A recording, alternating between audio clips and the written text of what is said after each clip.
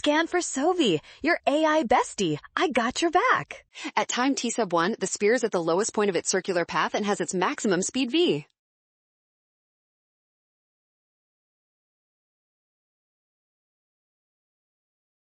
Of the circle, f sub 1 minus f sub g equals mv squared over L. Since mv squared over L is positive, f sub 1 exceeds f sub g. Rest at its maximum height, so v equals 0 and the radial acceleration is 0. Thus, the net force along the string is 0. At t sub 2, then the component of gravity along the string is f sub g cosine theta, so f sub 2 equals f sub g cosine theta. Great job working through that. Scan the code, you can learn better with Sovi. Watch out for sign errors and always double check each step carefully.